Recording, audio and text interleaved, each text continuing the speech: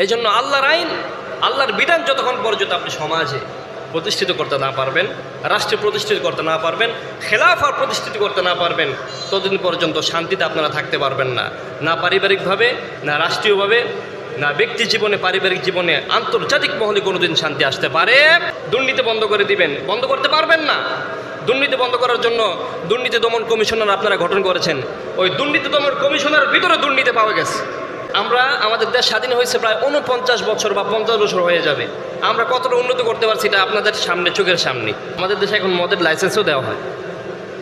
কথা বলে ভাই, দেখি বিদেশি মেহমানরা আসে, ওরা মদ পান করতে হয়, এই জন্য মদ রাখা হয়। আচ্ছা আপনি বলেন, আফগানিস্তানে বিদেশি মেহমান যায় না?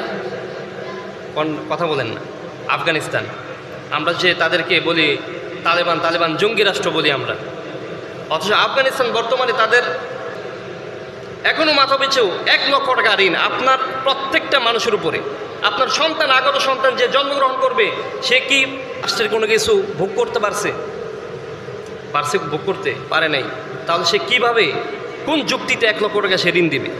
অথচ যে মোল্লার দেশ, যে সন্ত্রাসী রাষ্ট্র বলে আমরা অভিহিত করি, সেই সন্ত্রাসী রাষ্ট্রে এখন তারা আলহামদুলিল্লাহ এতটাই যোগ্য হয়েছে, আর্থিকভাবে সচ্ছল হয়েছে আলহামদুলিল্লাহ। আল্লাহ তাআলা তাদেরকে এত বেশি ধন দৌলত দিয়েছে। আমরা যেমন 1 টাকা দিয়ে 121 টাকা বা 22 টাকা খরচ করে $1 কিনি, আর তারা 122 টাকা খরচ করতে হয় না, মাত্র 75 পয়সা খরচ করলে তারা $1 পেয়ে যায়। তাহলে আবার বলেন, স্বাধীনতার 50 বছর পর আফগানিস্তান উন্নত? আফগানিস্তান উন্নত? ওরা মাত্র 3 বছর হয়েছে, 4 বছর হয়েছে ওরা স্বাধীনতা অর্জন করেছে। এতেই ওরা এত বেশি আর্থিকভাবে স্বচ্ছতা লাভ করছে। কেন? কারণ সেখানে মদ নাই, সেখানে আফিম চাষ হয় না, সেখানে শিরুনি অভিযান নাই, চুরি নাই, ডাকাতি নাই, ধর্ষণ নাই, সুদি কারবারি নাই। এই যে গত পরশুদিন সুদি কারবারি বন্ধ করে দিয়েছে আফগানিস্তান। সুদভিত্তিক কোনো লেনদেন হবে না, সুদভিত্তিক কোনো রাষ্ট্র গঠন হবে না, এবং সুদভিত্তিক কোনো ব্যাংক থাকবে না সেখানে। আপনারা চিন্তা করছেন কতটা স্বাবলম্বী ওরা হচ্ছে? তার কারণ একটাই, ইসলামিক আইন, ইসলামিক ল, ইসলামিক রাষ্ট্র, ইসলামিক নিয়মকানুন যতক্ষণ পর্যন্ত আপনি আপনার সমাজে, রাষ্ট্রে, ব্যক্তি জীবনে, পারিবারিক জীবনে আপনি অ্যাপ্লাই করতে না পারবেন, ততদিন পর্যন্ত এই রাষ্ট্রের মধ্যে কোনো দিন সুফল আসবে, কখনো উন্নত হবে না। এটা কোশ্চিন কালেও না। আপনি যতই বলেন, দুর্নীতি দমন কমিশনের ভিতরে যারা আছে কর্মজীবী, তারাই দুর্নীতি করতেছে। তাহলে আপনি ওই যে কথা আছেন একটা, যে সরিষার মধ্যে যদি ভূত থাকে, তাহলে আপনি সরিষা দিয়ে ভূত সরাবেন কীভাবে? সরিষার মধ্যে তো ভূত।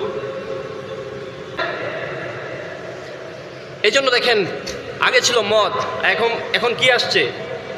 মদ, গাঁজা, হিরোইন, আফিম, ফেন্সিডেল, ইয়াবা, হুইস্কি, ভোটকা, কত ধরনের যে আরও কত কিছু, যে টেন্ডি মেন্ডি, আরও কত কিছু আছে। এগুলোর জন্য কারা দায়ী? এগুলোর জন্য দেশের, রাষ্ট্রের ব্যক্তিবর্গ যারা বড় পর্যায়ে যারা আছে তারাই দায়ী। কারণ ওই যে ইসলামিক ল নাই আমাদের দেশে, ইসলামিক আইন নাই। এগুলো কিভাবে এক্সপোর্ট ইম্পোর্ট হয়? বিমানবন্দরে এগুলো বন্ধ করে দেওয়া দরকার। চট্টগ্রাম বন্দর, বিভিন্ন বন্দর দিয়ে বিভিন্ন রাষ্ট্র থেকে এই ধরনের মাদক দ্রব্যগুলো আসে, এগুলো বন্ধ করে দেওয়া দরকার। কেন বন্ধ হচ্ছে না? কারণ ইসলামিক আইন নেই তো। আজকে আপনি কোরআন দিয়ে রাষ্ট্র পরিচালনা করেন, দেখেন সব বন্ধ হয়ে যাবে।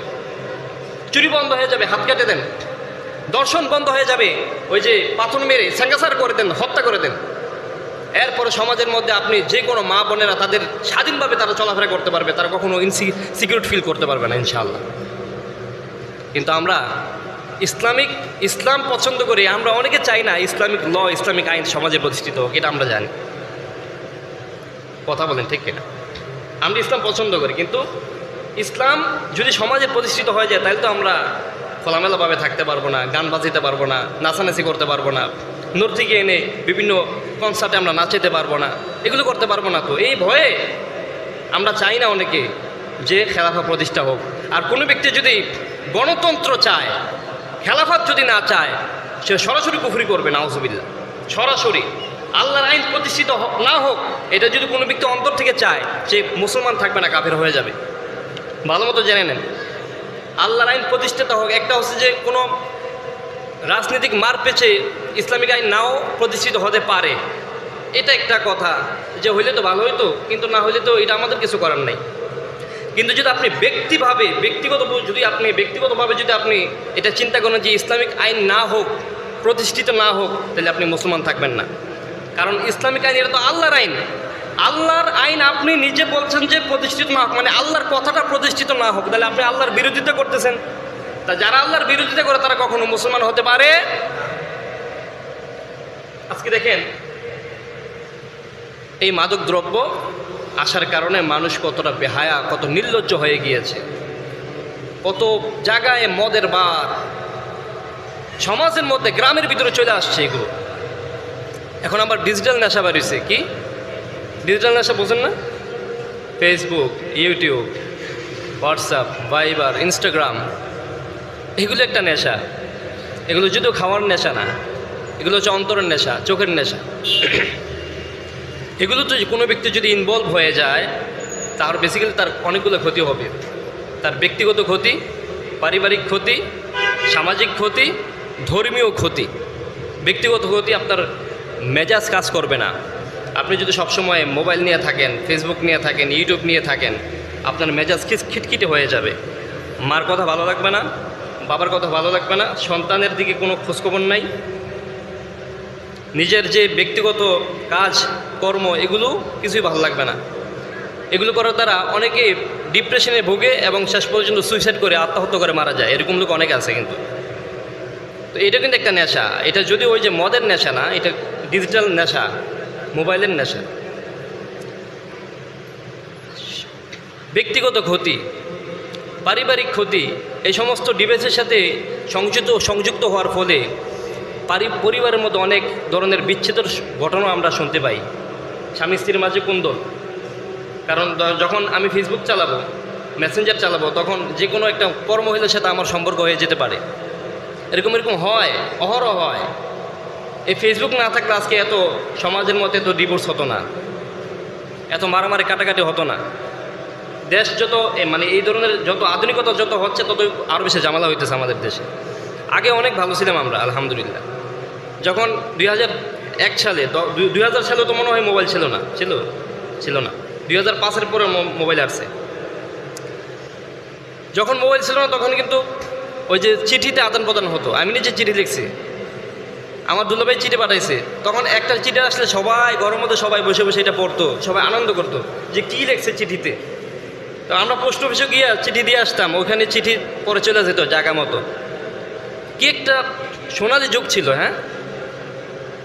আর এখন মোবাইল বের হইয়া, আচ্ছা তারপর মোবাইল বের হইল কি বাটন ফোন তেমন একটা। কারণ আপনি একটা মেয়ের সাথে কথা বলবেন, মিনিটই তো তখন 50 টাকা 60 টাকা কাটতো। তো কেউ কি এত টাকা খরচ করে কথা বলতো? এ সুযোগ নাই। 10 টাকা মিনিট, আমি নিজেও কথা বলছি, 10 টাকা মিনিট। করলে 10 টাকা, আর বিদেশ থেকে আসলে 10 টাকা, আর করলে 20 টাকা এখান থেকে। এই সময়টা অনেকে পার করছেন এখানে, আপনারা জানেন।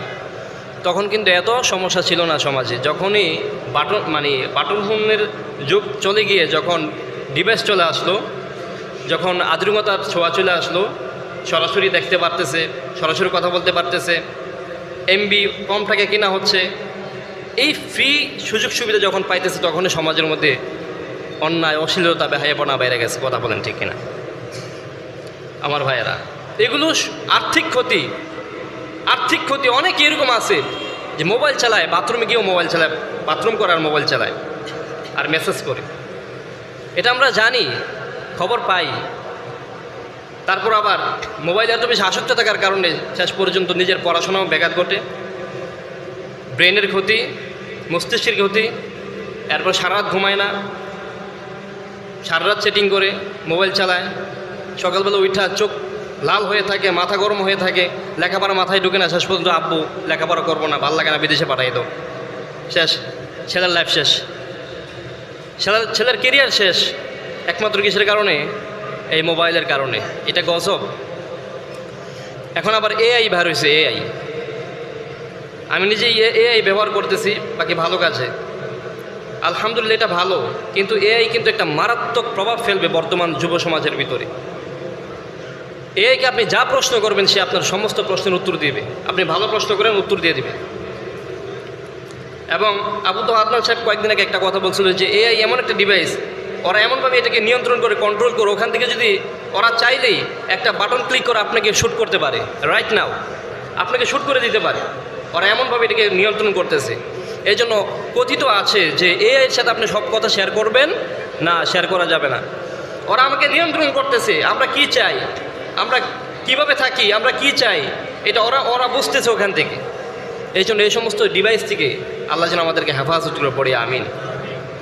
সময় খুবই সংক্ষিপ্ত, আলোচনা অনেক বিস্তারিত ছিল, আজকে আর সামনে আগালাম না। ইনশাল্লাহ আগামী সপ্তাহে আদ-দায়্যুস আল্লাযী ইউকিরু ফি আহলিল খাবাস, দায়্যুস কারা এবং অপত্য সন্তানদের পরিণতি এবং সামাজিক